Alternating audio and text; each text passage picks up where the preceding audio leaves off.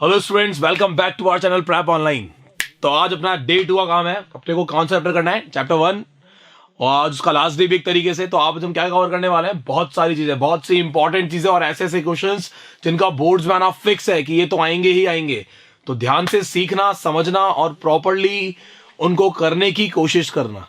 ठीक है, जो मैं पढ़ाऊंगा उसको पहले सीखो और उसके बाद उन सबकी दोबारा बैठकर प्रैक्टिस।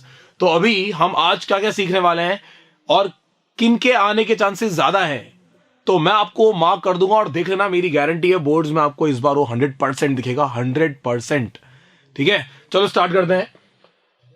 तो हमारा सबसे फर्स्ट पॉइंट है प्रूफ ऑफ इरेशनल नंबर। हमने पिछली क्लास में पढ़ा था कि किस तरीके से हम लोगों ने वर्ड प्रॉब्लम सॉल्व करी, एचसीएफ एलसीएम निकाला, prime factors method, each and everything. आज हम करने वाले हैं प्रूफ ऑफ इरेशनल नंबर। और प्रूफ ऑफ इरेशनल नंबर के अंदर, प्रूफ ऑफ इरेशनल नंबर के अंदर हम लोग सबसे पहले यह सीखेंगे कि इरेशनल नंबर प्रूफ कैसे करते हैं। ठीक है, जैसे कि आपके सामने कोई भी एक नंबर आया दैट इज इरेशनल, आपको पता है कि √2 इरेशनल है, लेकिन ये आपसे ये पूछेंगे कि प्रूव दैट √2 इज इरेशनल। यानी कि आपको, अब आप ये नहीं बोल सकते ना कि हमें पता है कि ये इरेशनल है, ऐसा थोड़ी लिख सकते हैं वहां पे यार। प्रॉपर कोई तो एक प्रूफ होगा जिससे हमें बोल सके कि हाँ this is the proper proof, जिससे आप बोल सकते हो कि √2 इरेशनल है। तो मैं आपके सामने ये पूरा का पूरा प्रूफ करके दिखाऊंगा, एक सिंपल सा एक्सप्लेनेशन आपको दूंगा। मैंने इसको डिवाइड किया है 3 टाइप में। तो प्रूफ ऑफ इरेशनल नंबर मेरे अकॉर्डिंग 3 टाइप में, सिंपल सा समझेंगे, आराम से समझेंगे, सबको समझ में आ जाएगा। टाइप 1, जैसे कि आपके पास कोई सिंगल डिजिट प्रूफ करने के लिए, लाइक √2, √3, √7, √11, √13, कोई भी नंबर आपके सामने आ रहा है, इसको आपको इरेशनल प्रूफ करना है। तो हम कैसे करेंगे, ध्यान से सुनना। मुझे √2 को इरेशनल प्रूफ करना है, we need to prove √2 as irrational number. अब अगर मुझे √2 को इरेशनल प्रूफ करना है तो हम कैसे करेंगे, ध्यान से सुनना। Question is prove that √2 is irrational. Question क्या आया?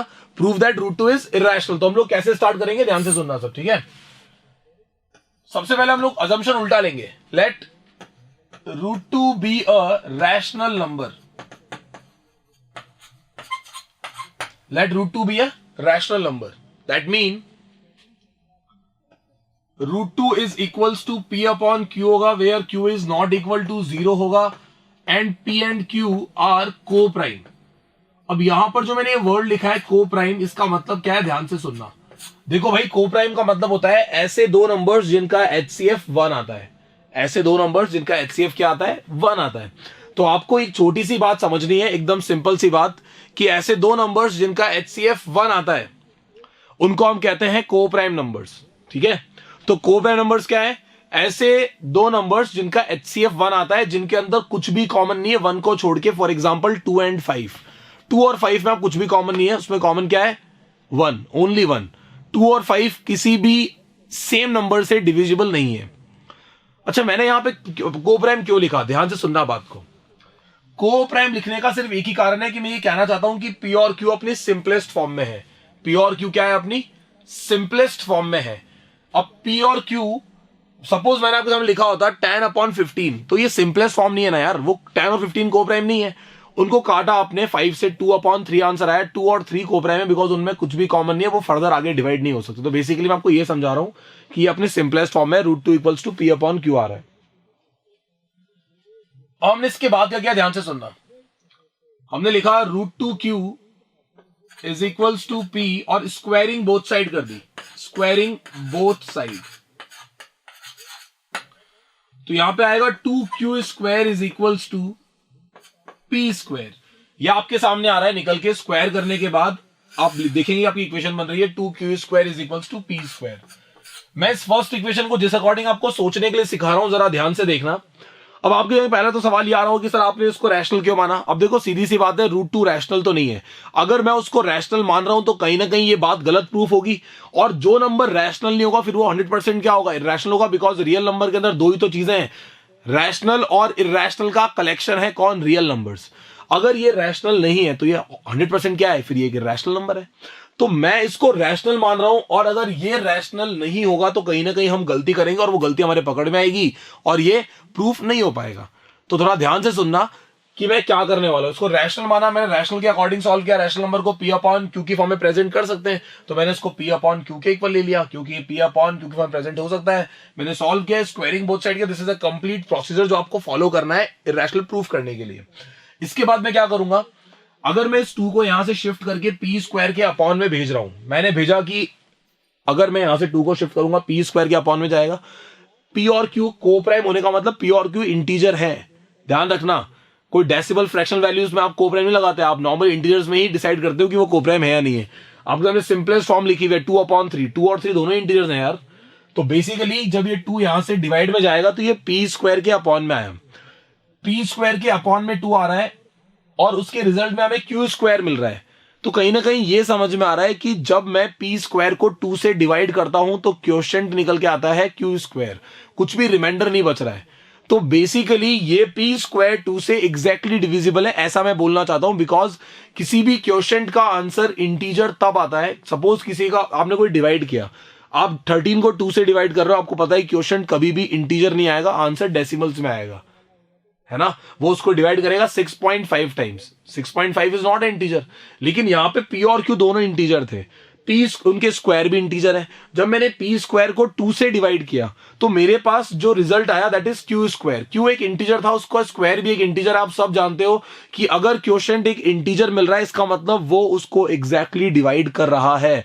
आज 12 को 2 डिवाइड करेगा, 6 टाइम्स में डिवाइड कर देगा, तो बेसिकली 6 क्या हो गया आपके लिए, क्वोशिएंट, और वो एक इंटीजर है। 13 2 से एग्जैक्टली डिविजिबल नहीं है, हम लोग सब जानते हैं इस बात को, क्योंकि क्वोशिएंट उसका डेसिमल में आता है। आई बात समझ में। तो वही चीज यहां पर है, पी स्क्वायर जो है वो 2 से डिविजिबल नहीं है, और सॉरी पी स्क्वायर 2 से डिविजिबल है, क्योंकि रिजल्ट में क्या मिल रहा है बेटा, हमें एक इंटीजर मिल रहा है। तो हम लिखेंगे यहां पे here P square is divisible by 2, then P is also divisible by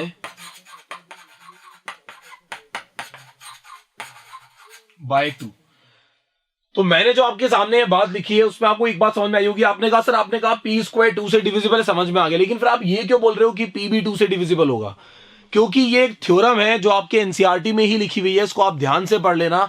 when square of any number is divisible bye a prime number, then that number is also divisible by that prime number। Suppose कोई a square है, वो p से divide हो रहा है, p prime number है, a square अगर p से डिवाइड हो रहा है तो a भी p से डिवाइड होगा, एग्जैक्टली डिवाइड होगा। तो मैंने उसी थ्योरम के अकॉर्डिंग लिखा, आपको कुछ भी एक्सप्लेन करने की जरूरत नहीं, जो मैं लिख रहा हूं उतना काफी है, आपको पूरे पूरे नंबर मिलेंगे, ध्यान रखना। और 3 नंबर का क्वेश्चन इस बार आपको एग्जाम में दिख जाएगा इसी पे बेस्ड। तो मैं सिखा रहा हूं, उसको ध्यान से सीखो। मेरे 3 टाइप खत्म होने तक आप अपने 3 नंबर एग्जाम में पक्के कर चुके होंगे, ये फैक्ट है, लेकिन सीखना जरूरी है। और ये बहुत ज्यादा इंपॉर्टेंट चैप्टर है, क्योंकि इसमें फिक्स है यार कि क्या आने वाला, आपको पहले से पता ही क्या एग्जाम में आएगा, तो आपको उसकी तैयारी और अच्छे से करनी चाहिए ना यार। तो यहां पे P square is divisible by 2 हो गया, then P is also divisible by 2 हो जाएगा। अब मेरी इसके आगे वाली बात सुनना, जब आपको समझाना चाहता हूं। पी स्क्वायर 2 से डिविजिबल है तो पी भी 2 से डिविजिबल होगा। इसका मतलब हम ये बोल सकते हैं कि let P is equals to 2k, जहां पे k क्या है, k is any integer. k यहां पे क्या हो गया, एनी इंटीजर। यानी कि आपने p को बोला कि 2 से डिविजिबल है। अगर p 2 से डिविजिबल है इसका मतलब p 2 का मल्टीपल हो गया, सीधी सी बात है। अगर p 2 से डिविजिबल है तो p 2 का मल्टीपल होगा या नहीं होगा, 100% होगा। तो आपने p को मान लिया 2k और आपने इस वैल्यू को उठाकर पुट कर दिया, put value of p in equation 1। तो इक्वेशन 1 में पुट करेंगे, कितना आएगा, 2q square is equals to 2k का होल स्क्वायर। और आप समझ सकते हो आपका आंसर निकल के आएगा 2q square is equals to 4k square. यहां पे कैंसिल हो गया, यहां 2 आ जाएगा, q स्क्वायर कितना निकल के आएगा बेटा, 2k स्क्वायर। अब आपके पास एक इक्वेशन फिर से आई है, यहां पर अगर 2 को शिफ्ट करोगे जाएगा q स्क्वायर के अपॉन में, और आप बोल सकते हो कि q square is divisible by 2 because answer में एक इंटीजर आ रहा है। k एक इंटीजर था तो उसका स्क्वायर भी एक इंटीजर होगा। इस क्वेश्चन की सबसे अच्छी बात की कोई भी आप नया वेरिएबल मानोगे तो उसको आप क्या लिखोगे, इट इज एन इंटीजर। यहां पर आपने बोला here q square is divisible by 2, then q is also divisible by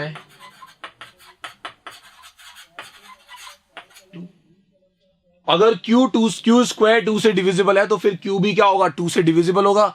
और हम ये बोल सकते हैं यहां अब सबसे इंपॉर्टेंट, क्योंकि कॉन्ट्रडिक्शन अराइज हो चुका है, आप बोलेंगे हियर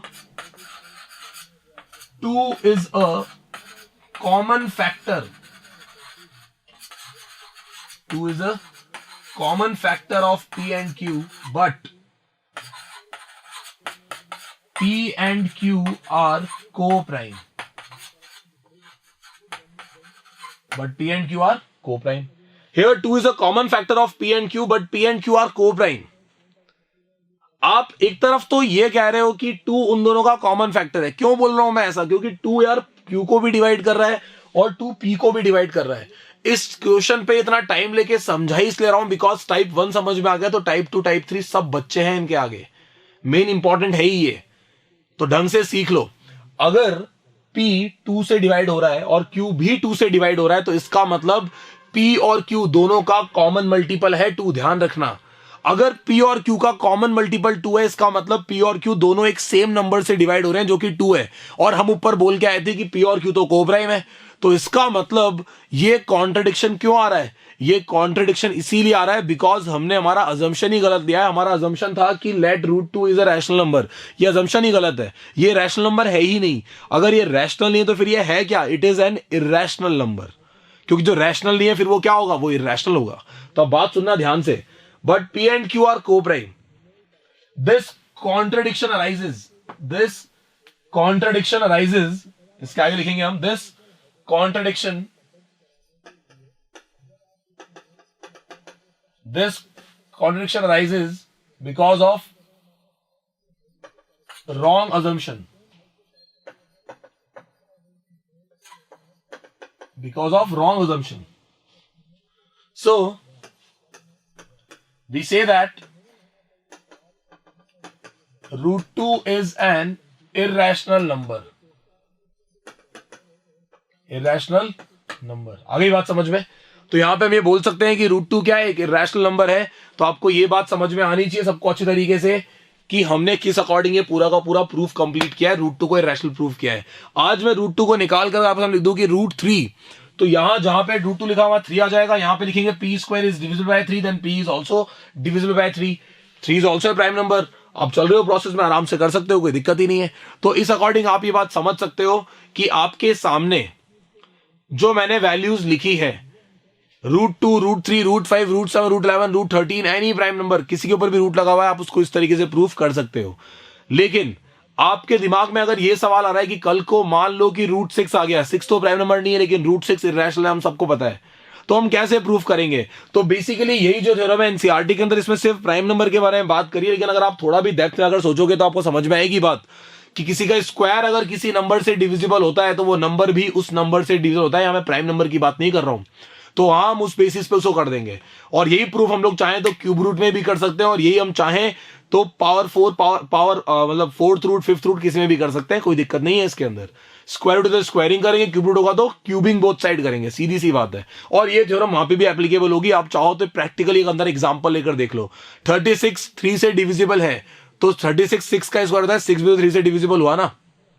चलो एक नॉर्मल एग्जांपल लेते हैं, 36 6 से डिविजिबल है, 6 तो प्राइम नहीं है, तो 6 भी तो 6 से डिविजिबल है ना यार। तो ऑब्वियस सी बात है आप इस अकॉर्डिंग काम कर सकते हैं, रूट 6 को भी कर सकते हैं, लेकिन मेनली ऐसा क्वेश्चन बोर्ड में पूछा नहीं जाएगा। पूछे जाएंगे root 2, root 3, root 5, root 7, root 11, root 13, root 17, root 19, इस टाइप की वैल्यूज, तो जो प्राइम नंबर है। तो बेसिकली आप इस प्रूफ को ढंग से देख लो, इसको अपनी कॉपी में फटाफट से लिख लो, क्योंकि ये बहुत ज्यादा इंपॉर्टेंट है और लास्ट में इसका स्टेटमेंट बहुत इंपॉर्टेंट है।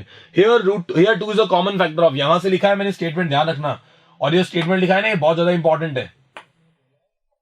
ये this statement is most important, जो मैंने आपके सामने लिखा है। और देखो पीछे उस तरफ देखो, ये जो स्टेटमेंट लिखा है आपके सामने, ये काफी इंपॉर्टेंट है, ध्यान रखना। This statement is very important. थोड़ा सा आप लोगों को ध्यान रहे इस बात का कि हम लोग किस तरीके से इसको कर रहे हैं। अब आप लोग मेरी बात थोड़ा ध्यान से समझना। आज मैंने आप लोगों के सामने ये इरैशनल नंबर प्रूफ करके दिखा दिया। अब ये था टाइप 1, दिस इज टाइप 1। अब अगर मैं आपको पूछ रहा हूं कि व्हाट इज टाइप 2, तो ध्यान से सुनना टाइप 2 क्या है। टाइप 2 के अंदर आपके पास यही नंबर थोड़ा अलग फॉर्म में आएंगे, लाइक इस तरीके से। मैंने आपको ये नंबर दिया, दैट इज 3 रूट 2 अपॉन 7, ये नंबर ऐसे लिखा हुआ है। अब 3√2/7 इस तरीके से ये नंबर लिखा हुआ है, आप लोग सब जानते हो कि यहां पर इसको इरेशनल प्रूफ करना है। मुझे क्वेश्चन आया, prove that 3√2/7 is an irrational number.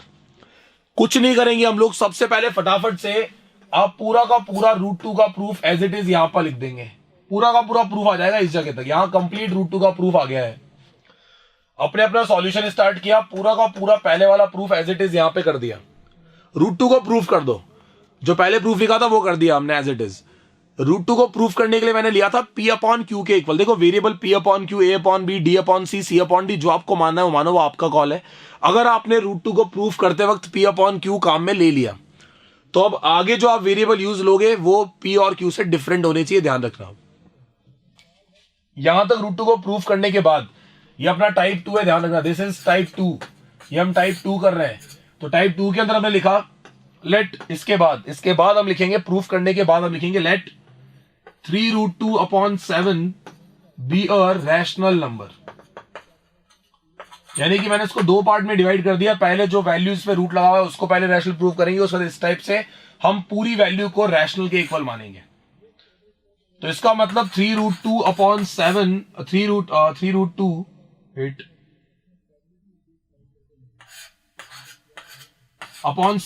Rational number अगर है तो वो A/B के इक्वल होगा। सेम बात है, सारी बातें वही है। B is not equal to 0, A and B are coprime, ये सारी की सारी बातें आपने लिख दी, कोई दिक्कत नहीं है इसमें, ठीक है। आज 3√2/7 हम लोग सब जानते हैं कि A/B के इक्वल है, और बेसिकली ये कोई तो नंबर है, तो वहां पे तो A भी 0 नहीं हो सकता। सीधी सी बात तो ये है, दिमाग लगाने की बात तो ये है। तो आप सिंपल अगर वहां पे A और B को प्राइम की जगह अगर इंटीजर भी लिखते हो तो भी चल जाएगा काम। B is not equal to 0 तो भी चल जाएगा। ऊपर आपको √2 के प्रूफ में एज इट इज सब कुछ जो मैंने बताया था वो एक एक बात लिखनी है। उसके बाद आप इस तरीके से लिखेंगे, और मैं नहीं कहता कि आप यहां कुछ और लिखो, जो आपने रट रखा है वही लिख दो, no problem. B is not equal to 0, A and B are coprime. अब इसके बाद आपको यहां से सिर्फ √2 को अलग करना है, बाकी सबको उधर भेज दो। A के मल्टीप्लाई में 7 आ गया, B के मल्टीप्लाई में 3 चला गया, और यह आपके सामने एक्सप्रेशन निकल के आ गया, this is √2 that will be equal to 7A/3B। आज आपके सामने √2 की वैल्यू निकल के आ रही है 7A/3B। ये आपके सामने आंसर आ रहा है। आप मुझे एक बात बताओ, क्या 7A, यहां पर हम साइड में लिखेंगे 7A and 3B both are integers. Reason क्या लिखेंगे आप खुद सोचो, देखो अपने दिमाग में एक इंटीग्रल वैल्यू सोचो। आपने सोचा 5 into 7 35 is also an integer. आपने B को सोच लिया suppose 8 3 24 is also an integer. तो आप कह सकते हो कि यहाँ पे 7A और 3B दोनों ही इंटीजर्स हैं। तो हम ये कह सकते हैं कि here √2 is equal to a rational number, क्योंकि इंटीजर अपॉन इंटीजर क्या होता है, रैशनल नंबर होता है। यहां पर √2 एक रैशनल नंबर के इक्वल आ रहा है, लेकिन आप सबने अभी अभी √2 को क्या प्रूफ किया था ऊपर, कि √2 एक इरेशनल नंबर है। तो हम यहां पर वही लिखेंगे, here √2 is equal to a rational number, but we prove that √2 is irrational. अब एक तरफ तो आप कह रहे हो कि √2 रैशनल है, और आप खुद ही प्रूफ करके आए हो कि √2 इरेशनल है। ये कॉन्ट्रडिक्शन क्यों आ रहा है? This contradiction arises, this contradiction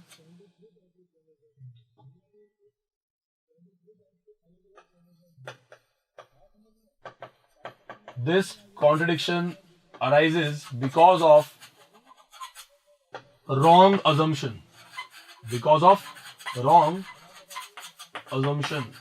तो आप समझ सकते हो इस बात को कि ये कॉन्ट्रडिक्शन क्यों आया बेटा। This contradiction arises because of wrong assumption, और इसीलिए हम कह सकते हैं, so we say that 3√2/7 is an irrational number. Hence proof खत्म। So 3√2/7 is an irrational number. और इस तरीके से आपने टाइप 2 भी कंप्लीट कर लिया। कल को ऐसा क्वेश्चन आता तो आप आराम से कर सकते हो। टाइप 2 का हम एक एग्जांपल और भी लेंगे, अभी चिंता मत करो।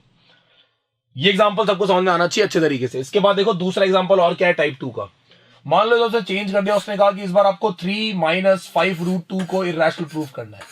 इस बार इस टाइप की प्रॉब्लम आपके सामने आ गई, आपको 3 - 5√2 को इररेशनल प्रूफ करना है। आपको कुछ नहीं करना है, सिंपल, सबसे पहले let √2 be a rational number. ये पूरा का पूरा आप स्टार्ट करोगे, और मैं चाहता हूं कि पूरे रूट टू का प्रूफ यहां पे एज इट इज लिखा जाए और यहां पे आप बोल दें कि here root two is equals to a rational number, irrational number. Root two को आपने पूरा का पूरा irrational proof as it is लिख दिया, जो मैंने आपको स्टार्टिंग में लिखवाया था वो प्रूफ आपने एज इट इज लिख दिया। अब उसके बाद क्या करेंगे, ध्यान से सुनना, वही जो आपने पहले वाले क्वेश्चन में किया था, आपने इसको रैशनल माना था, बिल्कुल सेम यहां पे भी इसको रैशनल मानेंगे।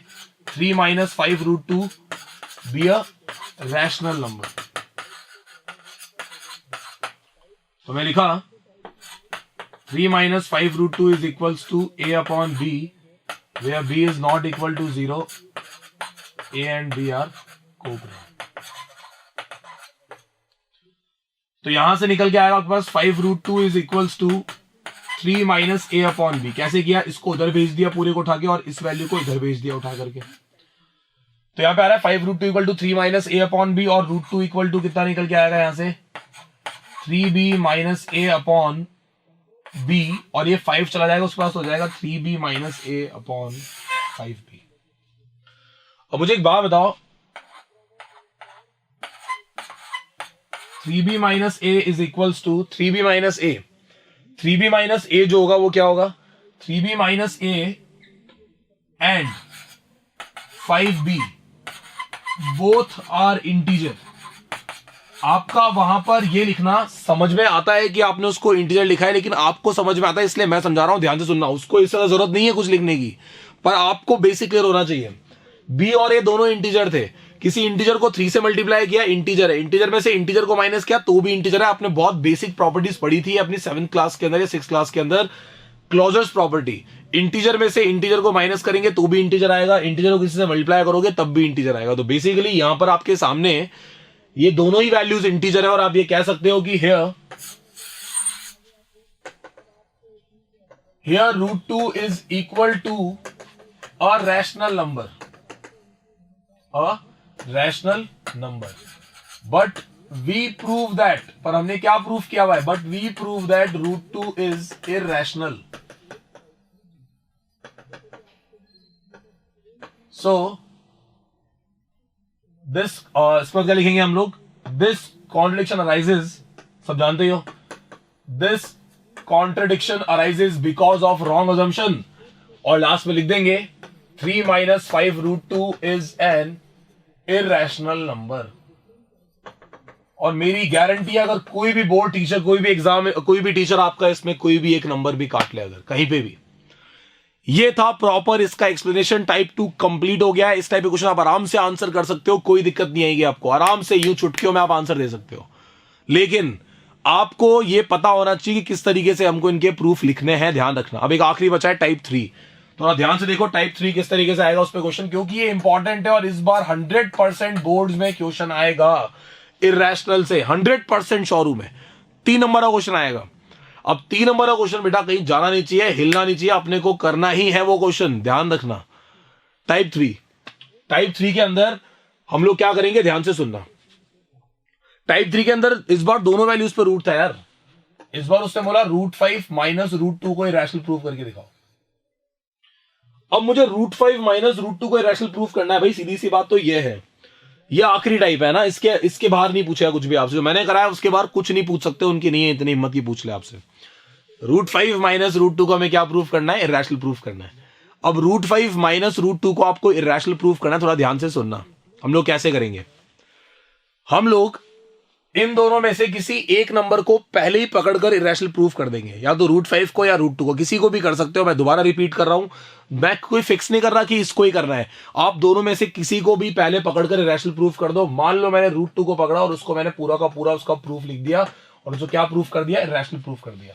ये मेरा सॉल्यूशन यहां से स्टार्ट हो गया था, और मैंने यहां पर पूरा का पूरा √2 का प्रूफ एज इट इज कर दिया। वही लिखा, let √2 be a rational number, P upon Q, केवल सारी बातें हो गई।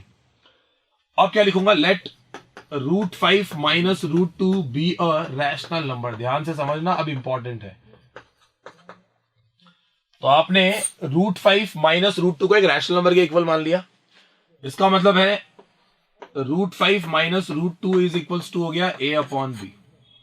√5 - √2 कितना हो गया बेटा, a अपॉन b हो गया। आप सब जानते हो कि हम p अपॉन q ऊपर काम में ले चुके थे, तो अब a अपॉन b मानेंगे, p अपॉन q नहीं मानेंगे, वेरिएबल चेंज करेंगे। क्या लिखेंगे, where b is not equal to 0, a and b are co-prime, a and b are co-prime। सारी बातें हमने लिख दी यहां पर। यहां टाइप 3 में एक छोटा सा ट्विस्ट आपको ध्यान रखना है, जिसको आपने इर्रेशनल ऊपर प्रूफ किया होता है, जिस नंबर को आपने ऊपर इर्रेशनल प्रूफ किया है, आप उसी नंबर को उधर शिफ्ट करेंगे। जैसे मैंने √2 को किया तो मैं √2 को उधर शिफ्ट कर दूंगा, ध्यान रखना। उसके अलावा मुझे और कोई कॉन्सेप्ट नहीं समझ में आएगा। बस ये आपको ध्यान रखना है कि हमें √2 को उठाकर उधर भेजना है, बात खत्म। अगर मैंने √5 को किया होता √2 की जगह, तो अभी √5 उधर जा रहा होता। सिंपल सा लॉजिक है, आई बात समझ में? तो आपने सिंपल उधर शिफ्ट कर दिया। अब आपको करनी है squaring both side, squaring both side, दोनों तरफ आपने क्या कर दिया, स्क्वायर कर दिया। स्क्वायर करने पर कितना निकल के आएगा, √5 का स्क्वायर हो जाएगा, और यहां पर आएगा आपके पास a/b प्लस √2 का होल स्क्वायर। √5 का स्क्वायर 5 होता है, यहां पर इसका स्क्वायर हो जाएगा a स्क्वायर, यानी कि a/b का होल स्क्वायर। एंटर देखिए ना, a प्लस बी का whole square, a square plus b square √2 का square plus 2ab a square plus b square plus 2ab। तो हमारा आंसर आएगा 5 is equals to a square upon b square plus 4 plus 2 √2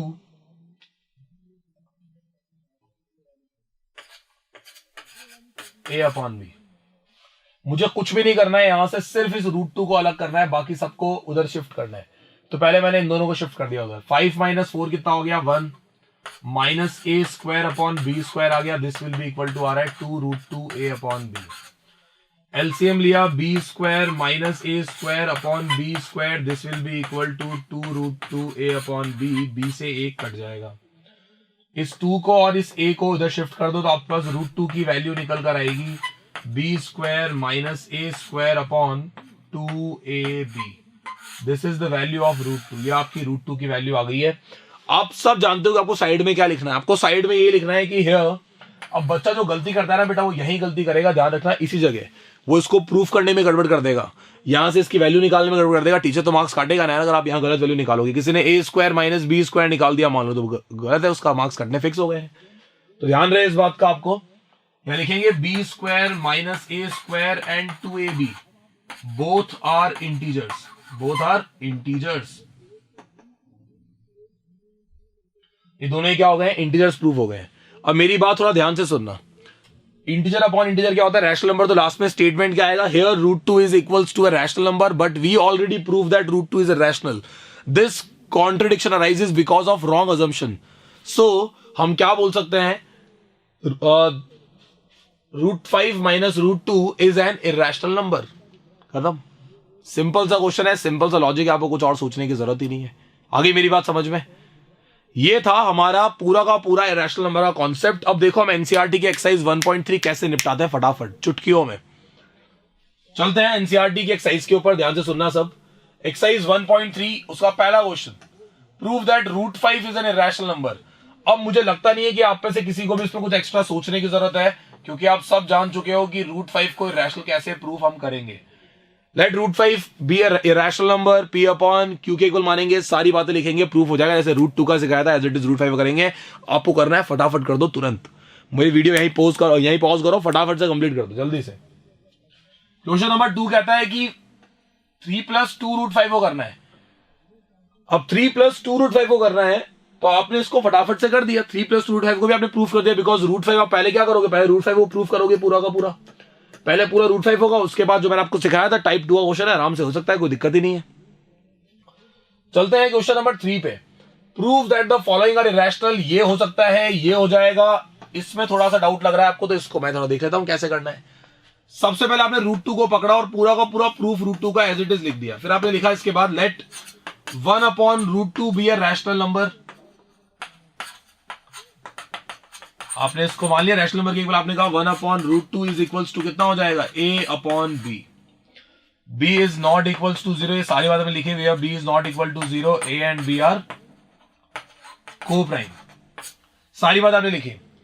अब आप यहां से ये लिखेंगे इसके आगे रेसिप्रोकल बोथ साइड, क्योंकि √2 एक कोई नंबर 0 तो है ना, दिस इज अ नंबर। तो यहां पर कोई भी वैल्यू 0 नहीं है। आपने रेसिप्रोकल किया, √2 इक्वल टू कितना निकल के आएगा, b अपॉन a निकल के आएगा। आप बोल सकते हो कि here √2 is equals to here √2 is equal to a rational number, but we already proved that root 2 is irrational. So this contradiction arises because of wrong assumption 1 upon root 2 is also a rational number. खत्म यार, एकदम simple सा logic है जो सिखाया सब पे लग रहा है, कुछ आपको एक्स्ट्रा सोचने की जरूरत ही नहीं है. अब एग्जाम के अंदर बस एक ही क्वेश्चन एक्स्ट्रा बन सकता है, जो मैंने कराया वो फुल लेंथ क्वेश्चन था, यानी कि उसके आगे कुछ है ही नहीं, उससे बड़ा और कुछ हो ही नहीं सकता. जो मैंने करा दिया वो फाइनल था, लेकिन वो क्वेश्चन को थोड़ा और छोटा बनाकर आपको दे सकता है. तो उस छोटे बनाए हुए क्वेश्चन में अगर आप मेरा वाला सॉल्यूशन पूरा लिखते हो तो आपको मार्क्स पूरे मिलेंगे. लेकिन हम अपना टाइम वेस्ट क्यों करें यार, जब उसने खुद ही क्वेश्चन हमसे छोटा सा पूछा तो हम छोटा सा आंसर देंगे ना. छोटा सा कैसे पूछा है आपको आंसर एग्जाम्पल देता हूं, छोटा सा सुनना ध्यान से. ये क्वेश्चन है, मान लो इस क्वेश्चन के अंदर उसने आपको बोल दिया होता, इस क्वेश्चन में उसने अगर आपसे ये कहा होता prove that 3 + 2 √5 is an irrational number when it is given that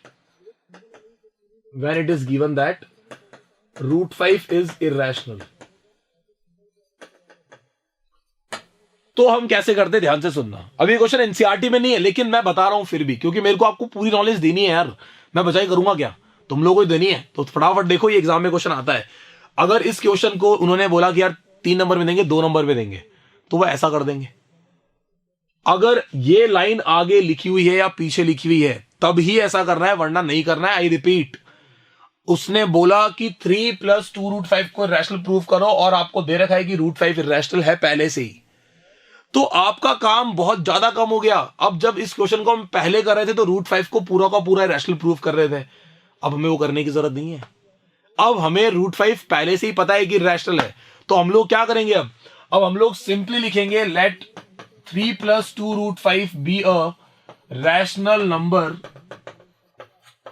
और हम लिखेंगे 3 + 2 √5 is equals to a upon b, या p upon q, जो भी आप मानना चाहो मान सकते हो, where b is not equal to 0, a and b are co-prime. ये आपने पूरी की पूरी बातें यहाँ पे ढंग से लिख दी, a and b are co-prime.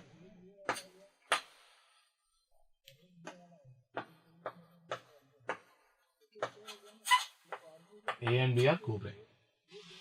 आपने कहा देखो यार √5 इक्वल्स टू होगा, यहां से 2 √5 इक्वल्स टू आएगा a upon b -3, 2 √5 equals to आएगा a -3b upon b, और यहां से √5 निकल के आएगा a -3b upon 2b.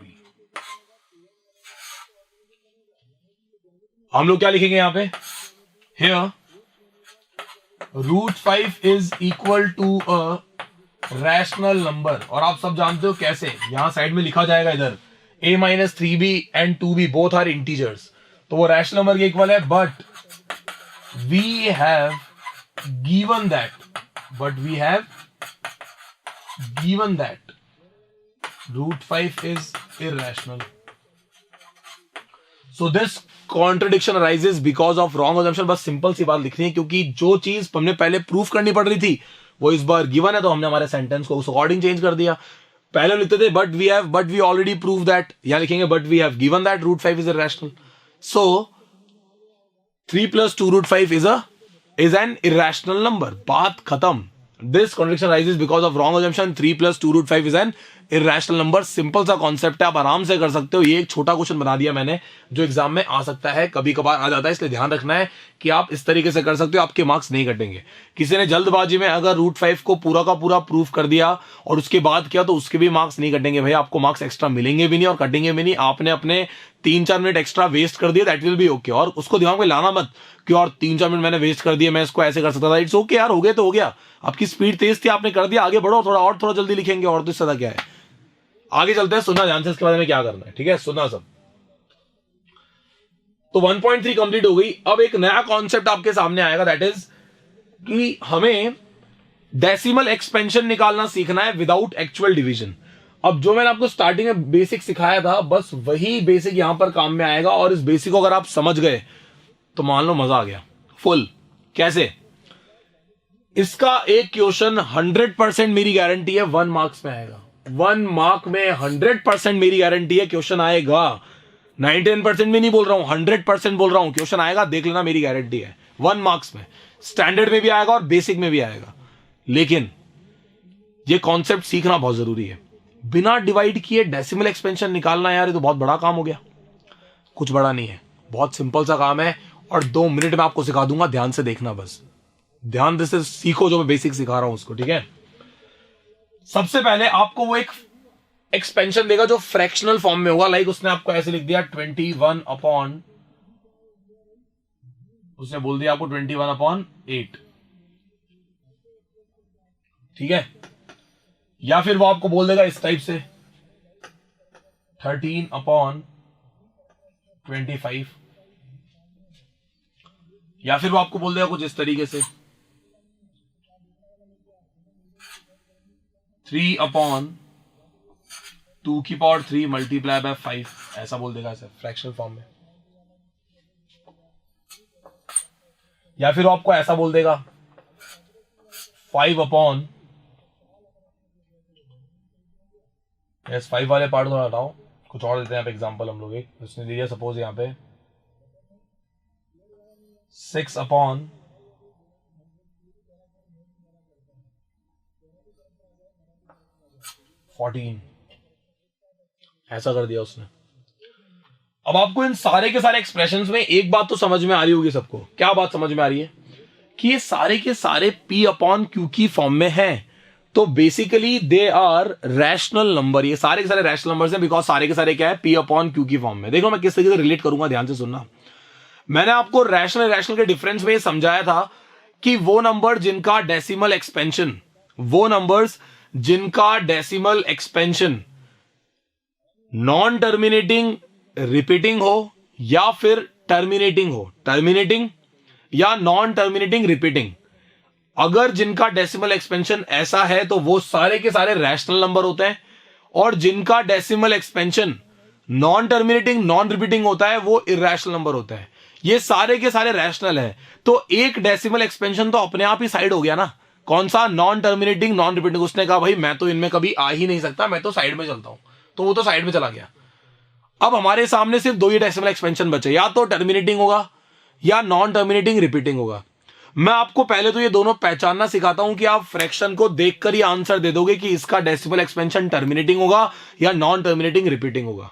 यह आपके बेसिक कैलकुलेशन में भी काम में आती है, इसलिए थोड़ा ध्यान रखना कि ये डेसिमल एक्सपेंशन टर्मिनेटिंग है या नॉन टर्मिनेटिंग रिपीटिंग है।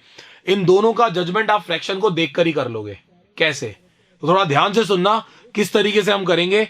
आपके सामने ये सारे रैशनल नंबर्स थे, आपको सबसे पहले इनके डिनोमिनेटर्स के फैक्टर निकालने हैं। आपने इसके डिनोमिनेटर का फैक्टर निकाला, 2³ आया, इसका फैक्टर निकाला, ये आ रहा है हमारे पास कितना, 5/2। ये ऑलरेडी फैक्टराइज फॉर्म में है और उसको आप जब कैंसिल, आप यहां पे कैंसिल भी कर सकते हो। अगर कैंसिल हो रहा है तो कैंसिल कर दो, ये जरूरी है। 2 3 6, 2 7 14, इसके फैक्टर तो कुछ नहीं आ रहे, 7 खुद ही आ रहा है फैक्टर। अब जिन भी नंबर्स के डेसिमल एक्सपेंशन, जिन भी फ्रैक्शनल नंबर का डिनोमिनेटर का फैक्टर 2m इंटू 5n की फॉर्म में है, यानी कि जिनके भी डिनोमिनेटर में 2m इंटू 5n आ रहा है या फिर ओनली 2m आ रहा है, ओनली, या फिर ओनली 5n आ रहा है। This is the important thing. इसको मैं रेड कलर से मार्क कर रहा हूं, इसका ध्यान रखना कि ये चीज बहुत ज्यादा इंपॉर्टेंट है आप सबके लिए। This is most important. Star लगा देते हैं इसके ऊपर, सबको याद रखना है, this is most important thing. अब देखो स्टार लगा दिया मैंने, ध्यान रखना ये बहुत ज्यादा जरूरी है आप सबके लिए, समझो ना सब। तो यहां पर मैंने आपसे कहा कि देखो भाई, जिस भी फ्रैक्शनल वैल्यू के डिनोमिनेटर के फैक्टर 2 मल्टीप्लाई बाय 5 यानी कि 2m इंटू 5n, बेसिकली जिनके डिनोमिनेटर के फैक्टर्स करने पर 2 और 5 दोनों मिल रहे हैं, उसके अलावा कोई और थर्ड नंबर की प्रेजेंस नहीं है। या फिर आपने फैक्टर्स किए, देखो यहां पे 2 और 5 दोनों थे, यहां पे तो सिर्फ अकेला 2 ही है यार। तो ये अगर अकेला 2 है तो भी चलेगा, अकेला 5 है तो भी चलेगा, कोई और अदर नंबर नहीं चाहिए 2 और 5 के अलावा। दोनों साथ में बहुत खुशी की बात है, अकेला 2 है तो भी खुशी की बात है, अकेला 5 है तो भी खुशी की बात है। लेकिन अगर कोई और नंबर इनके अलावा प्रेजेंट होता है इनके साथ, जैसे कि यहां पे 7 है ना, 2 है ना 5 है, सिर्फ 7 है, तो फिर हमारे काम का नहीं है। यानी कि वो फ्रैक्शनल वैल्यूज जिनके डिनोमिनेटर के फैक्टर्स इन तीनों में से किसी भी फॉर्म में आपको दिख जाए, ओनली 2, ओनली 5 या 2 into 5 दोनों, तो आप उसको बोलेंगे कि उसके डेसिमल एक्सपेंशन कैसे हैं, टर्मिनेटिंग है। टर्मिनेटिंग है इसके डेसिमल एक्सपेंशन, इसके डेसिमल एक्सपेंशन भी टर्मिनेटिंग है, इसके भी टर्मिनेटिंग है, लेकिन इसके नॉन टर्मिनेटिंग बट रिपीटिंग। ध्यान रखना, रिपीटिंग जरूर होगा। नॉन टर्मिनेटिंग नॉन रिपीटिंग मत लिख देना, ये नॉन टर्मिनेटिंग रिपीटिंग होगा। क्यों? क्योंकि ये रैशनल है भाई। रैशनल में दो ही फॉर्म बची थी, या तो टर्मिनेटिंग या नॉन टर्मिनेटिंग रिपीटिंग। अब जो टर्मिनेटिंग नहीं है वो नॉन टर्मिनेटिंग रिपीटिंग होगा। और नॉन टर्मिनेटिंग रिपीटिंग कौन से होते हैं? जिनके डिनोमिनेटर के फैक्टर अदर देन 2 and 5 है ना। Some other factors with 2 and 5 या some other factors other than 2 and 5। 2 और 5 है लेकिन कोई और नंबर भी साथ में है तो भी नॉन टर्मिनेटिंग रिपीटिंग। 2 और 5 है ही नहीं और कोई अदर नंबर है तो है ही नॉन टर्मिनेटिंग रिपीटिंग। समझ गए बात? तो एकदम सिंपल सा कॉन्सेप्ट है, दिमाग में बिठा लो अच्छे तरीके से। ये बात इंपॉर्टेंट है, याद रखनी है, ध्यान रखना, भूलना मत। इस पे अच्छे अच्छे क्वेश्चंस आगे आने वाले। हम चलते हैं सीधे एक्सरसाइज पे। Without actually performing the long division, state whether the following rational numbers बोल दिया ऐसा, rational numbers will have terminating decimal expansion or non-terminating repeating decimal expansion। मैं दोनों चीजों को अंडरलाइन कर चुका हूं आपके सामने। इसने बोला है कि चेक करके बताओ कि इनमें से किसका डेसिमल एक्सपेंशन टर्मिनेटिंग है या नॉन टर्मिनेटिंग रिपीटिंग है। उसने खुद नॉन टर्मिनेटिंग रिपीटिंग लिखा है, नॉन टर्मिनेटिंग नॉन रिपीटिंग नहीं लिखा है उसने, ध्यान रखना। तो हम लोगों ने चेक करने का तरीका ये किया हमारे पास, हमने फटाफट से इसको फैक्टराइज किया। 13 अपॉन इसके फैक्टर्स क्या निकल के आ रहे हैं भाई? आपने 3, 1, 2, 5 के फैक्टर्स किए तो वो निकल के आएगा 5 की पावर कितना हो जाएगा? ये 3, 1, 2, 5 है ना। 3, 1, 2 आपको लगा 5 की पावर 5, 5 की पावर 5 हो जाएगा एक तरीके से, बिकॉज 620 into 5 होता है। 5 की पावर 5 हो गया ये। 17 अपॉन 2 की पावर 3 हो गया ये। 64 अपॉन अगर मैं इसके फैक्टर्स निकालूंगा तो इसके फैक्टर्स क्या निकल के आएंगे? 5 मल्टीप्लाई बाय, क्योंकि 91 आ रहा है तो 13 भी आएगा और 7 भी आएगा। इसके फैक्टर्स निकालेंगे तो आएगा 15 अपॉन, वैसे तो आप इसको कैंसिल कर सकते हो आराम से, पहले 5 से कर दो एक बार कैंसिल, है ना। अगर कैंसिल हो रहा है तो कैंसिल जरूर करें। आपने 5 से किया, 5 3 जा 15 और 5 से यहां कैंसिल कर दिया, कितना हो जाएगा ये? 5 3 15, 5 2 जा 10, 320 आ रहा है। अब आगे कैंसिल होगा नहीं तो आप सब जानते हो, आराम से कर सकते हो। यहां पर ऊपर तो क्या आएगा? ऊपर तो 3 आएगा और नीचे कितना आएगा? 32 into 32 मतलब 2 की पावर 5, तो बेसिकली 2 की पावर 6 into 5, ये इसके फैक्टर्स आगे निकल के। अब मैंने सबको फैक्टराइज कर लिया और आपको जो मैंने सिखाया जस्ट पहले उसके अकॉर्डिंग सोचने का एक मौका दिया। आप मेरे को बताओ इनमें से किस किस का आंसर टर्मिनेटिंग है। तो आपने कहा सर इनमें से किस किस का आंसर टर्मिनेटिंग है? इसका आंसर टर्मिनेटिंग है बिकॉज इसके फैक्टर्स में ओनली 5 है। इसका आंसर टर्मिनेटिंग है, इसके फैक्टर्स में ओनली 2 है, 2 की पावर 3। ये 5 के साथ 13 और 7 को भी लेके आ गया यार, ये तो बहुत अपने साथ बहुत कुछ खींच लाया। तो इसका मतलब इसका आंसर है नॉन टर्मिनेटिंग रिपीटिंग। ये नॉन टर्मिनेटिंग रिपीटिंग है तो इसका हम ध्यान रखेंगे खास। और ये हमारा कौन सा है? टर्मिनेटिंग, क्योंकि इसके फैक्टर्स में 2 और 5 दोनों है। कितना इजी है जज करना। अब इसी काम को हम थोड़ा और आगे बढ़ा सकते हैं अगर उसने आपसे ये पूछा होता, पता है ना, एक्सरसाइज 1.4 है बेटा, एक्सरसाइज 1.4 है, ये थोड़ा सा मिसप्रिंट है। एक्सरसाइज 1.4 का फर्स्ट क्वेश्चन है ना, 1.4 का फर्स्ट क्वेश्चन है। यहां पर आपने आराम से जज कर लिया कि टर्मिनेटिंग नॉन टर्मिनेटिंग कैसे जज होता है, टर्मिनेटिंग नॉन टर्मिनेटिंग रिपीटिंग कैसे जज होगा। जैसे आपने जज कर लिया, अब इसके बाद आप क्या करोगे वो थोड़ा ध्यान से देखना कि हम लोगों को इसका डेसिमल एक्सपेंशन भी निकालना है। तो डेसिमल एक्सपेंशन निकालने के लिए हम लोग क्या करेंगे? सबसे इंपॉर्टेंट है ये जो एक्सप्रेशन हमारे सामने है 13 अपॉन 5 की पावर 5, अभी भी आप डिवाइड नहीं कर सकते, आप डिवाइड कर ही नहीं सकते, आपको बिना डिवाइड किए ही करना है सब कुछ। तो बहुत ज्यादा आसान है, ध्यान से सुनना। अब उसे हमारे हाथ तो बांध दिए कि आप डिवाइड नहीं कर सकते तो हम करेंगे कैसे? तो मैं आपको छोटी सी ट्रिक सिखाता हूं, ध्यान से सुनना। 13 अपॉन 5 की पावर 5 है, इसको आप लिखो 13 अपॉन 5 की पावर 5। यहां पर कितने 2 की कमी आ रही है? आपने कहा सर यहां पर 2 की कमी है, हमें टोटल जितने 5 है उतने 2 और चाहिए, क्योंकि अगर 2 और 5 बराबर पावर्स में होंगे तो वो मिलकर के 10 की पावर बना लेंगे और हमारे लिए डिवाइड करना बड़ा आसान हो जाएगा।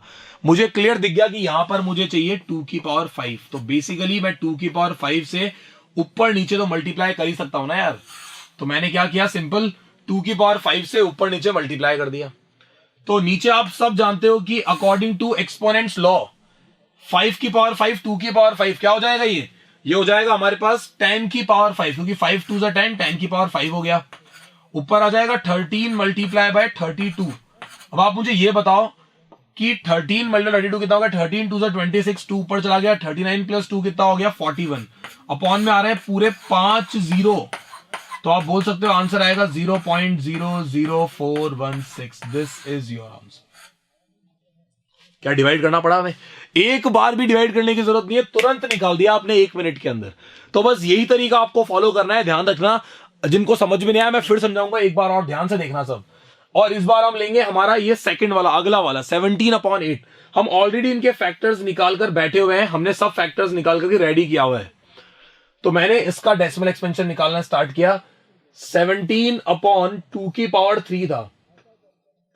अब मुझे इसको करना है तो सिंपल है, मैं क्या लिखूंगा 17/2 की पावर 3। कितने 5 चाहिए भाई, आपने कहा सर 5 की पावर 3 चाहिए, बिकॉज 3 5 कम पड़ रहे हैं, क्योंकि 5 तो था ही नहीं हमारे पास।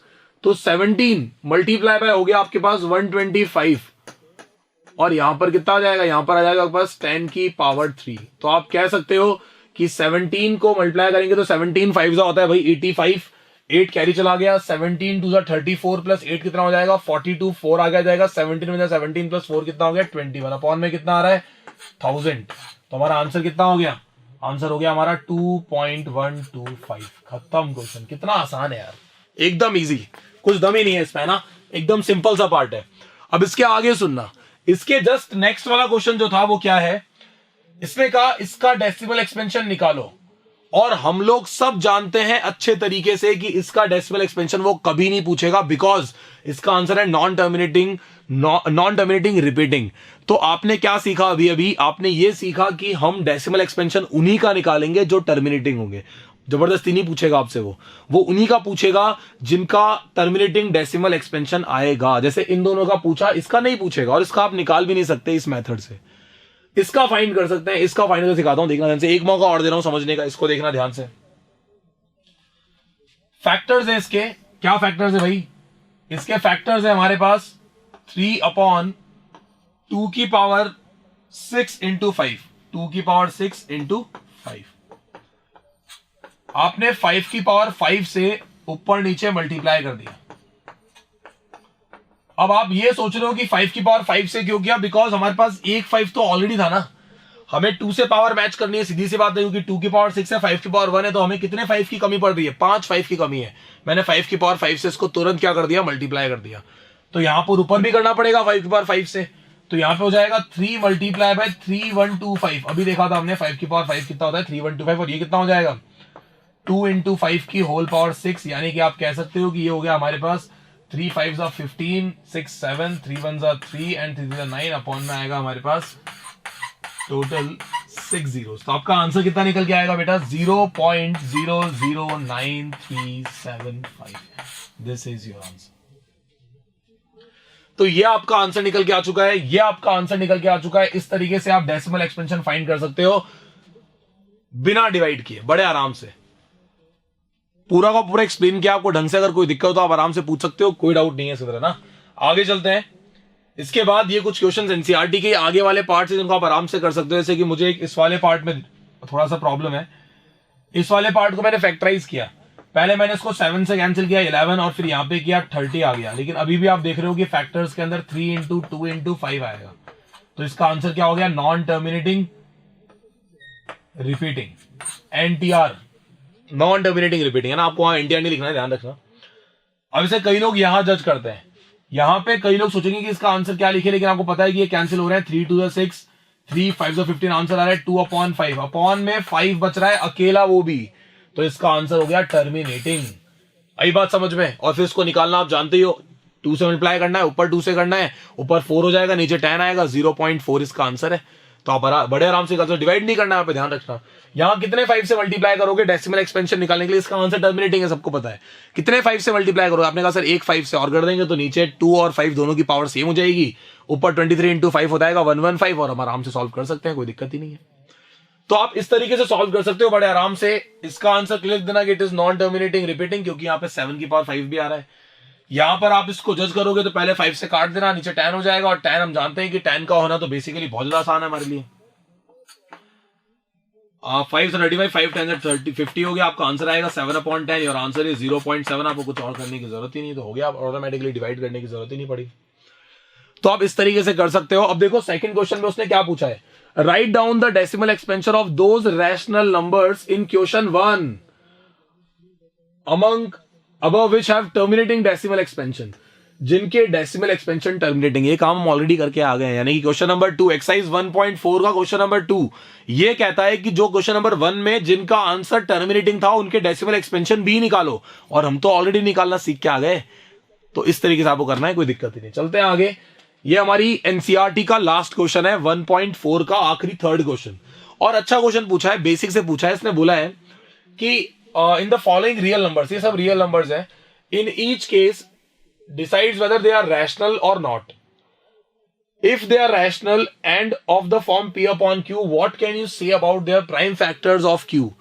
यानी कि डिनोमिनेटर के फैक्टर्स के बारे में आप क्या कहोगे। हमें पूरी नॉलेज है, मैं आपको तीनों पार्ट एक्सप्लेन करूंगा, ध्यान से सुनना।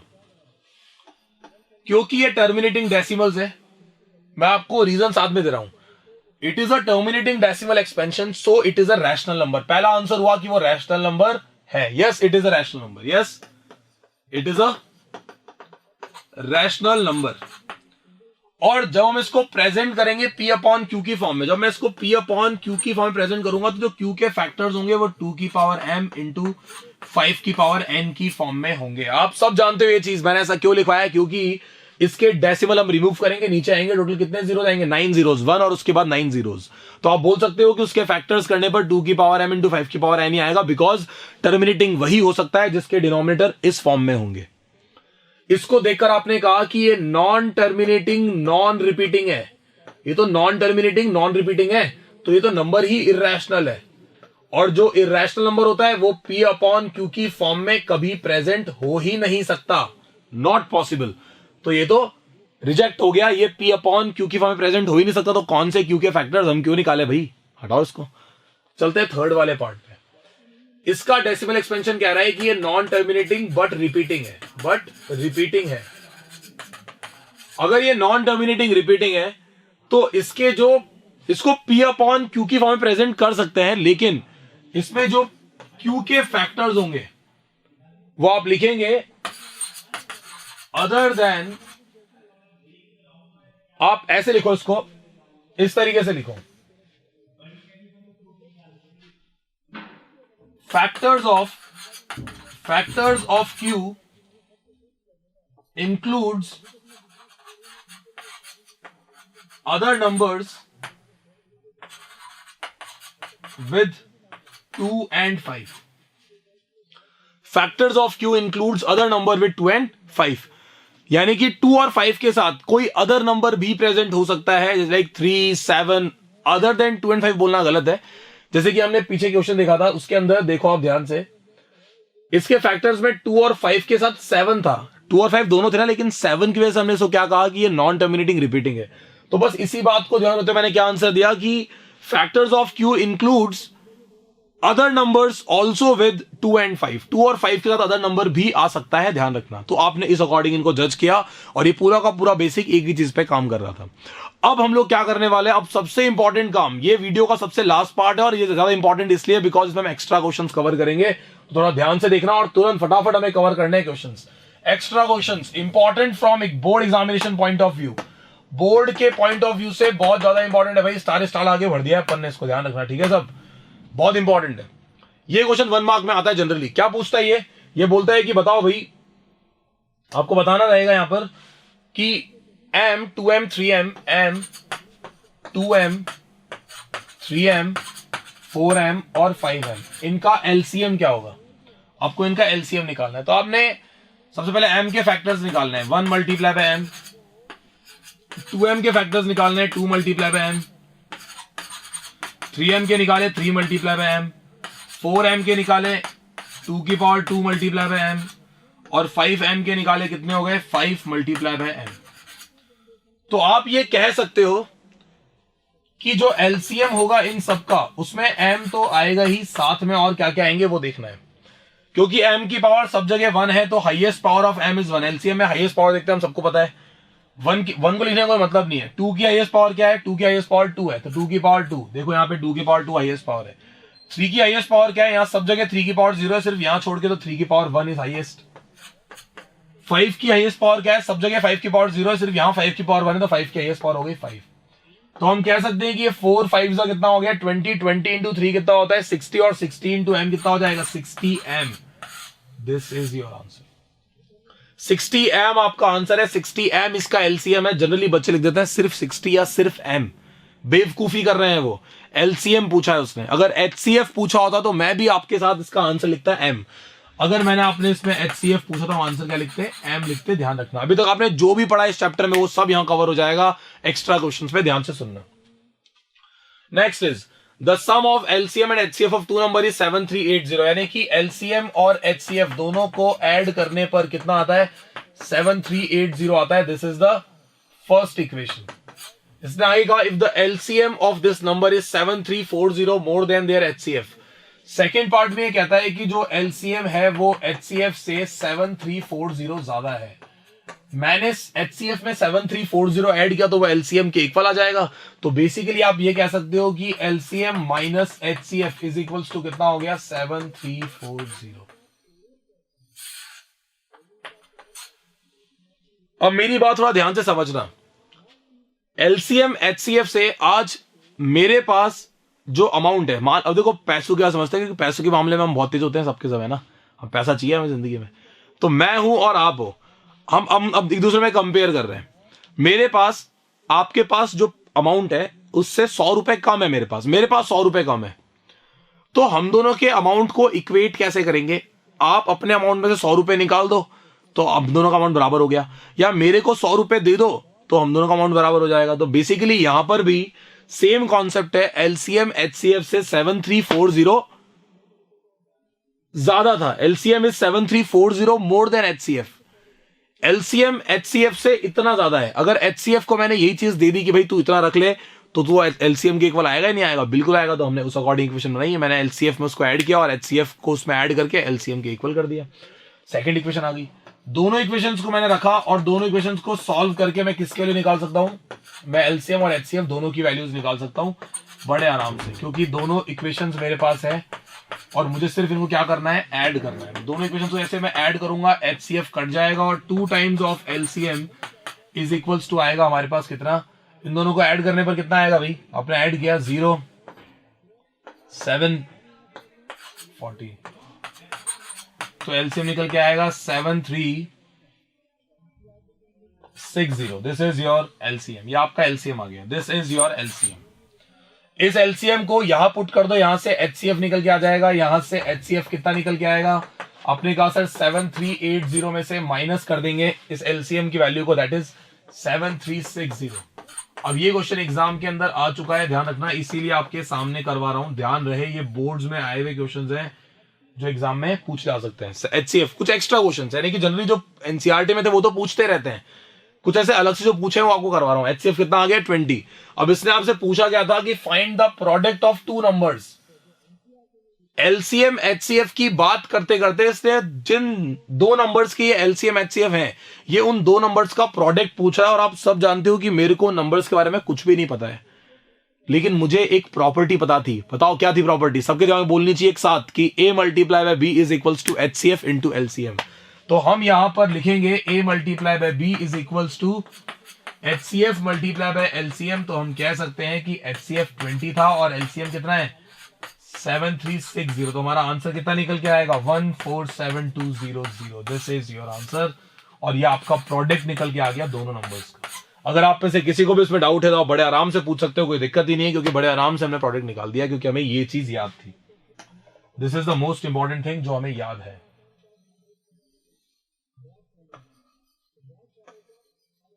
चलते हैं आगे नेक्स्ट क्वेश्चन पे।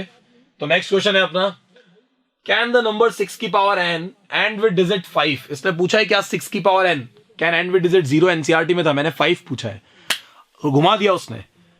कौन से नंबर्स 5 से एंड करते हैं? हमेशा वही नंबर 5 से एंड करेंगे जिनके खुद के लास्ट में 5 आएगा। जैसे कि कोई भी एग्जांपल ले लो, एनी 1 9 3 5, इनके फैक्टर्स में कुछ भी हो 5 जरूर होता है और 2 कभी नहीं होता, क्योंकि 2 और 5 दोनों साथ में आएंगे तो 0 बन जाएगा, फिर तो लास्ट में 0 आना फिक्स हो गया।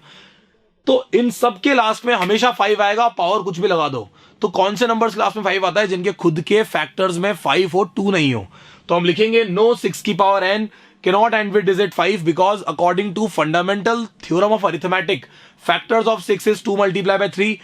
अब यहां पर हम लिखेंगे here 5 is not a factor of 6 and factors of 6 includes 2 also, and we know that numbers which have 5 with other numbers which have 5 as their factors exclude 2। हमें 2 को नहीं लेना है। numbers which have factor other than 2 with 5 can end with digit 0। मैंने इसी बात को 2-3 तरीके से बोलकर बताया, आपको सिर्फ समझाने की यही कोशिश कर रहा हूं। अपने अकॉर्डिंग भी लिख सकते हो, कोई दिक्कत नहीं है। 6 की power n cannot end with digit 5 because fundamentals of arithmetic states that factors of 6 2 multiplied by 3। Here 5 is not a factor of 6 and also includes 2, and 6 also includes 2 as a factor, and we know that numbers which have factor other than 2, या फिर ऐसे लिखो numbers which have 5 as their factors with other number excluding 2 को छोड़कर, ऐसे लिखो numbers which have factors 5 with other numbers excluding 2 can end with digit 5। वही 5 से एंड करते हैं, उसके अलावा कोई और 5 से एंड नहीं करता। तो आपको ध्यान रखना है इस चीज का बहुत ज्यादा कि ये 5 से एंड नहीं कर सकता। 5 से एंड से वही करेंगे जिनकी लास्ट में 5 आएगा। नेक्स्ट क्वेश्चन है, मैंने कहा था 1 मार्कर बन के आता है, तो 1 मार्क के लिए तैयार हो जाओ फटाफट से। उसने पूछा है कि बताओ m और n की वैल्यू क्या होगी। Find the value of m and n। इसको काट दो, ये नहीं है। Find the value of m and n। हमें m और n की वैल्यू निकालनी है। m और n नॉन नेगेटिव इंटीजर्स हैं। आपको पता है कि ये इसके इक्वल है, तो हम सिंपल सी बात क्या करेंगे, 4000 के फैक्टर्स निकालेंगे। तो जैसे मैंने 4000 के फैक्टर्स निकाले, मुझे फैक्टर्स क्या मिले, 4 मल्टीप्लाई बाय 1000 यानी कि 100 मल्टीप्लाई बाय 10 होता है। और हम बोल सकते हैं कि 2 की पावर 2 2 की पावर 2 इंटू 5 की पावर 2 मल्टीप्लाई बाय 2 इंटू 5। तुमने फैक्टर्स निकाल दिए, कितने हो गए, 2 की पावर 5 मल्टीप्लाई बाय 5 की पावर 3। तो हम बड़े आराम से इसको कंपेयर कर सकते हैं उससे। When we compare it with this expansion, the value of m is 5 and n is 3। ध्यान रखना, कंपेयर करते वक्त हमें खास ध्यान रखना है कि 2 की पावर m है और 5 की पावर n है, तो m और n के आंसर उल्टे सीधे मत कर देना। उसने आगे कहा, थोड़ा सा आगे, hence write its decimal expansion without actual division। तो इसके डेसिमल एक्सपेंशन में मुझे क्लियर दिख रहा है कि मुझे कितने 5 से मल्टीप्लाई करना चाहिए। मुझे सिंपल 2 5 से और मल्टीप्लाई करना चाहिए। मैंने 5 की पावर 2 से मल्टीप्लाई कर दिया इसको, और मेरा आंसर निकल के आ रहा है 241 मल्टीप्लाई बाय 25 अपॉन में आएगा मेरे पास 2 इंटू 5 की होल पावर 5। तो आप समझ सकते हो बात को बड़े आराम से। 241 इंटू 25 अपॉन कितना हो गया, ये 2 इंटू 5 की होल पावर 5। ऊपर मल्टीप्लाई करो, नीचे 5 जीरो होंगे, 5 के बाद ऊपर पॉइंट लगा देना, बड़े आराम से, कोई दिक्कत ही नहीं है। तो ये क्वेश्चन एग्जाम में आता है। एक तो उसने ये पूछा है आपसे m और n की वैल्यू पूछी, और दूसरा उसने आपसे पूछा है कि डेसिमल एक्सपेंशन कैसे निकालेंगे। तो आप बड़े आराम से निकाल सकते हो, कोई दिक्कत ही नहीं है। नेक्स्ट क्वेश्चन आया आपके सामने कि आपको इसको without actual division decimal expansion में कन्वर्ट करना है। मैं दोनों को अलग अलग भी कर सकता हूं और चाहूं तो दोनों को साथ में भी कर सकता हूं। मैं फटाफट इसका पहले क्या करूंगा, एलसीएम निकालूंगा।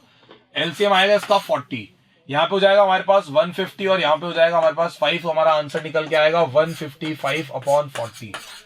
40 के फैक्टर्स क्या क्या निकल के आ रहे हैं, आपने कहा सर 40 के फैक्टर्स निकल के आ रहे हैं हमारे पास 2 की पावर 3 मल्टीप्लाई बाय 5। कितने 5 की कमी है, आपने कहा सर 5 की पावर 2 चाहिए हमें, तो 5 की पावर 2 से कर दिया हमने। तो आंसर कितना निकल के आएगा, 155 मल्टीप्लाई बाय 25 अपॉन में कितना आएगा, 2 इंटू 5 की होल पावर 3।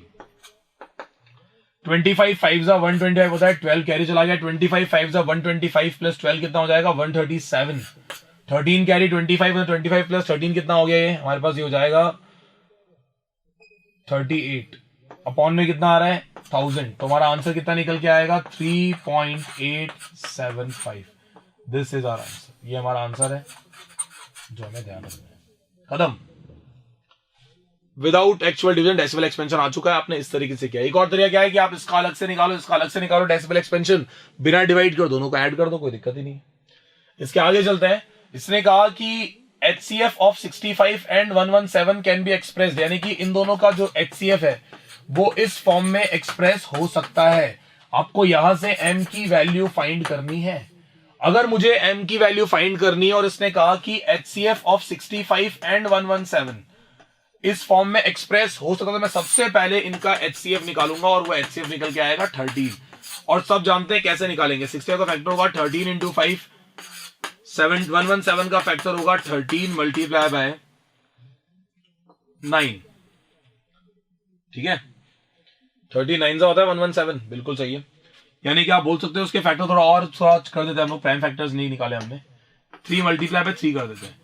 और आपको पता है कि इनमें जो कॉमन है दैट इज 13, तो HCF कितना हो गया, 13 हो गया, क्योंकि 13 की हाईएस्ट पावर लीस्ट पावर 1 है, उसके अलावा बाकी सबकी लीस्ट पावर 0 है, तो 13 आ गया इसका HCF। यानी कि 13 को हम इस फॉर्म में एक्सप्रेस कर सकते हैं। अब यहां से 65 m इक्वल्स टू क्या निकल के आएगा, 13 plus 117 that will be equal to 130, और m निकल के आएगा 65, उसके अपॉन चला जाएगा, m की वैल्यू निकल के आ गई, to the value of m is 2। This is your answer, ये आपका आंसर निकल के आ गया। अगर आप में से किसी को यहां तक कोई डाउट है तो पूछ सकते हो, बिकॉज इस तरीके से हम m की वैल्यू निकालेंगे, ध्यान रखना। यहां तक किसी को कोई दिक्कत नहीं होनी चाहिए, ध्यान रखना। एकदम सिंपल सा क्वेश्चन था, लेकिन घुमाकर पूछ रहा है, आप घुमाकर ही अपना आंसर दोगे, कोई दिक्कत ही नहीं है। इसके आगे चलते हैं। Next is if two positive integer x and y, the value of x is p square q cube and value of y is p cube q।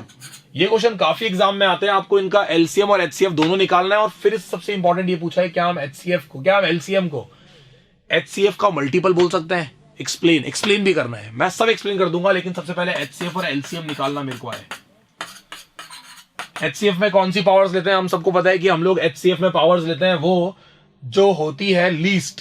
P की लीस्ट पावर क्या है 2, Q की लीस्ट पावर क्या है 1, P square Q आपका HCF आ गया। LCM में highest power लेते हैं, P की हाईएस्ट पावर 3 है, Q की हाईएस्ट पावर 3 है। LCM को HCF का मल्टीपल प्रूफ करना है, तो ध्यान से सुनना कैसे करेंगे। LCM कितना लिखा हुआ है, the value of LCM is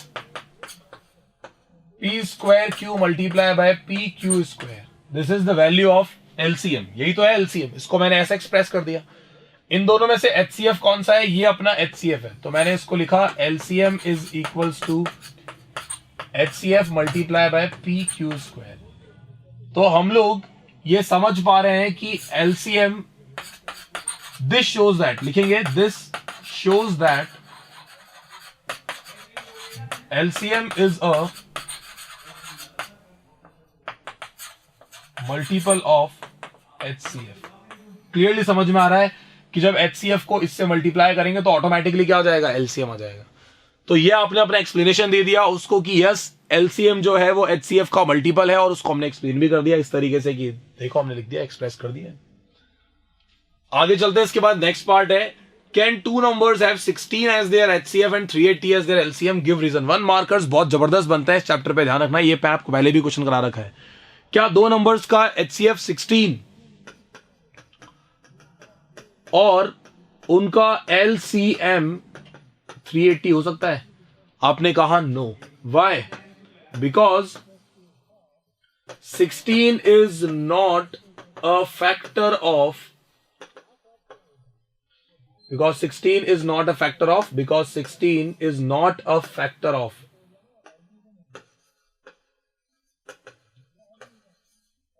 380।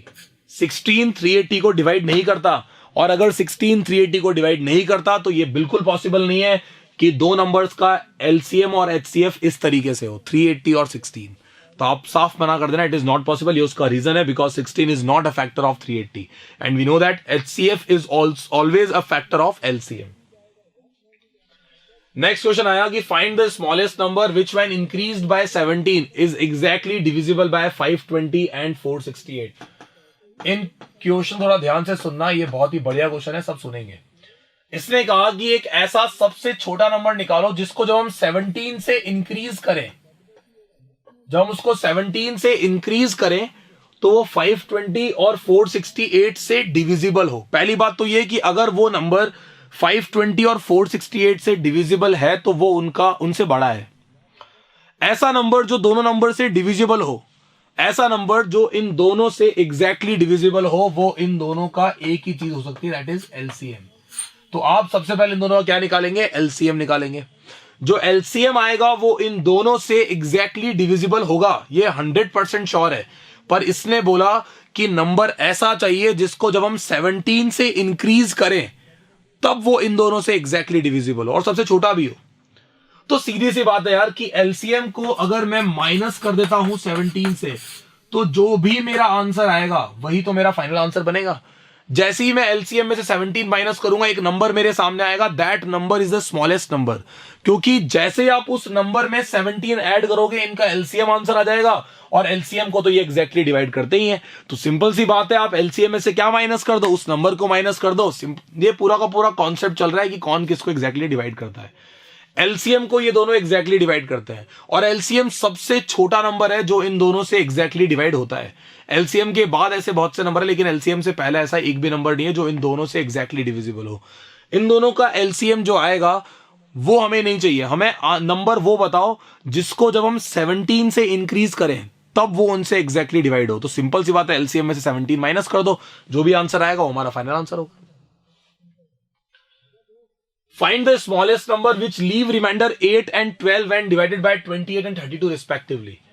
इस क्वेश्चन की सबसे खास बात समझना कि जब 28 से उसको हमें एक ऐसा नंबर चाहिए जिसको जब मैं 28 से डिवाइड करूं तो रिमाइंडर 8 आना चाहिए, 32 से करूं तो रिमाइंडर 12 आना चाहिए।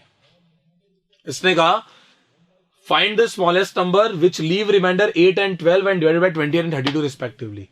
28 से मान लो वो नंबर कोई x है, जब मैं x को इससे डिवाइड करूंगा तो रिमाइंडर ये आना चाहिए, उससे करूंगा तो रिमाइंडर 12 आना चाहिए। इसमें खास बात ये है कि दोनों का ही डिफरेंस, अगर मैं दोनों के रिमाइंडर्स को इनमें से माइनस करूंगा, दैट ऑलवेज इंक्लूड्स 20। मैंने कहा सुनो, मैं पहले वो नंबर निकालूंगा जो इन दोनों से एग्जैक्टली डिवाइड हो रहा हो। तो मैंने 28 एंड 32 का निकाल दिया एलसीएम। क्या निकाला इनका? सबसे पहले एलसीएम। एलसीएम ऐसा नंबर है जो इन दोनों से एग्जैक्टली डिवाइड होगा। आप इनका एलसीएम निकाल लो। 28 के फैक्टर्स होते हैं 2 की पावर 2 इंटू 7 और 32 के फैक्टर्स होते हैं 2 की पावर 5। तो हम समझ गए कि इसका एलसीएम कितना आने वाला है। एलसीएम आएगा इनका 2 की power 5 multiply by 7, 32 multiply by 7,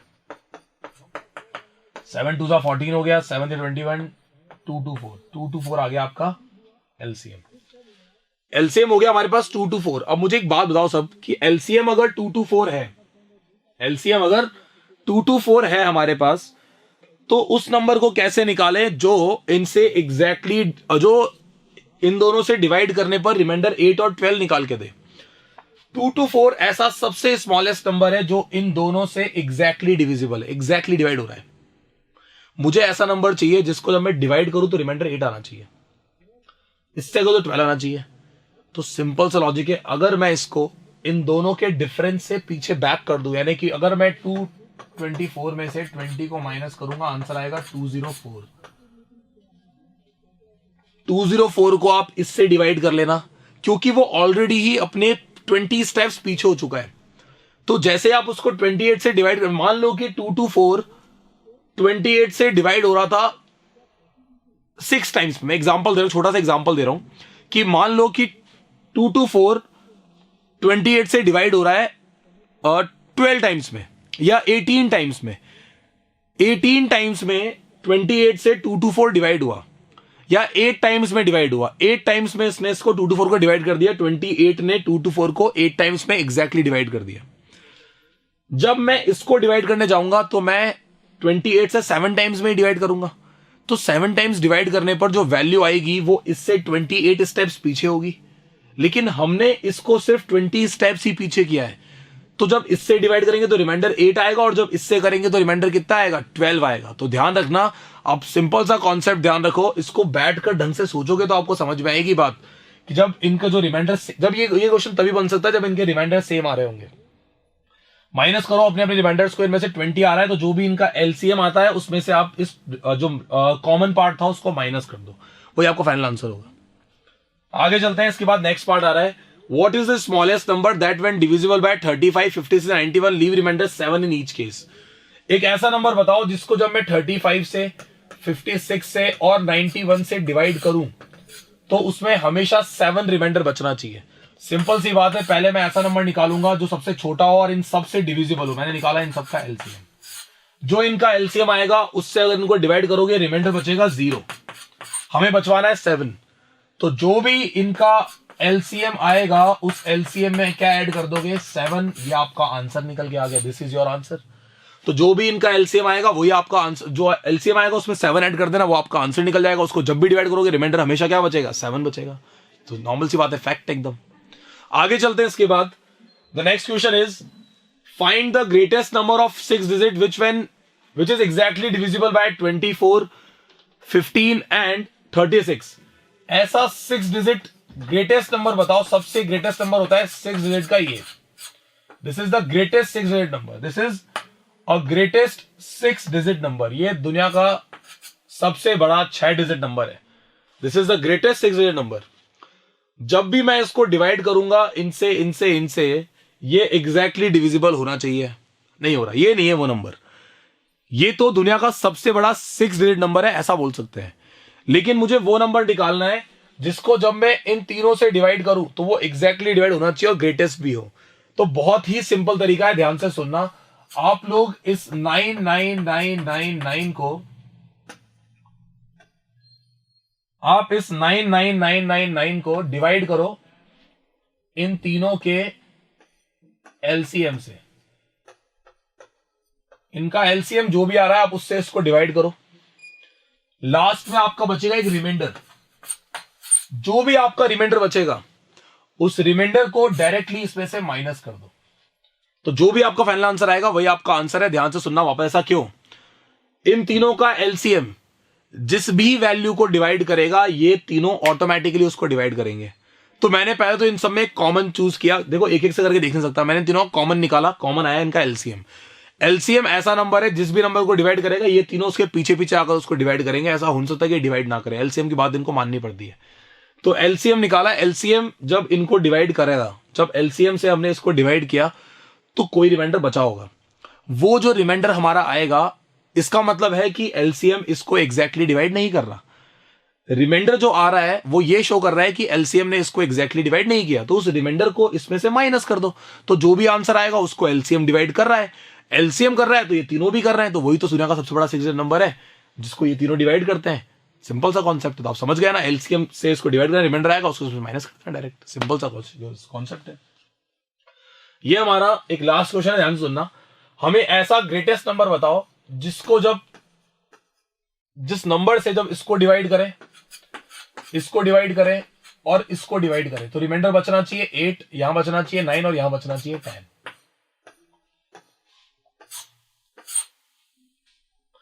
जब मैं इसको डिवाइड करूं तो 8 रिमाइंडर बचे, इसको करूं तो 9 बचे, इसको करूं तो 10 बचे। ऐसा नंबर बताओ सबसे बड़ा। उस नंबर से मुझे इन तीनों को डिवाइड करना है। तो मैंने कहा एक तरीका है। देखो इन तीनों को डिवाइड करने वाला सबसे बड़ा नंबर है इन तीनों का एचसीएफ। लेकिन वो जब इनको डिवाइड करेगा तो एग्जैक्टली करेगा, रिमाइंडर ही आएंगे ही नहीं। तो आपने इन सब में से अपने अपने रिस्पेक्टिव रिमाइंडर्स को माइनस कर दिया। यहां पे आएगा 391, यहां पे आएगा 425 और यहां पे आएगा आपके पास 527। जब आप इन तीनों का एचसीएफ निकालते हो, जब आप इन तीनों का एचसीएफ निकालते हो तो वो जो एचसीएफ आता है वो जब इनको तो एग्जैक्टली डिवाइड करता है, लेकिन जब इनकी बारी आएगी ना तो रिमाइंडर यही निकाल के देगा रिस्पेक्टिव। और आप थोड़ा ठंडे दिमाग सोचो इस बात को कि एचसीएफ इन तीनों को एग्जैक्टली डिवाइड कर रहा है। एचसीएफ इन तीनों को एग्जैक्टली डिवाइड कर रहा है, लेकिन जैसे आप उस एचसीएफ से इसको डिवाइड करोगे तो ये वैल्यू तो इससे 8 स्टेप आगे है ना, तो रिमाइंडर ऑटोमेटिकली 8 आएगा। ये वैल्यू इससे 9 स्टेप्स आगे तो ऑलरेडी रिमाइंडर 9 आएगा। ये वैल्यू इससे 10 स्टेप्स आगे ऑलरेडी रिमाइंडर 10 आएगा। क्योंकि एचसीएफ इसको तो डिवाइड कर रहा है लेकिन इसको नहीं कर रहा है। तो इससे जब डिवाइड करने जाओगे तो आप 527 इसके नीचे लिखोगे, रिमाइंडर ऑटोमेटिकली क्या बचेगा? 10 बचेगा, क्योंकि वो डिवाइड हो नहीं सकता एग्जैक्टली। तो सिंपल सा कॉन्सेप्ट था। और ये सारे के सारे क्वेश्चंस काफी इंपॉर्टेंट है board examination point of view से। तो आपको इन सबको ढंग से करना है। तो ये था अपना आज का सेकंड डे और ये नंबर पूरा कंप्लीट हो चुका है। That's it for today. Thank you so much. Have a good day. Bye.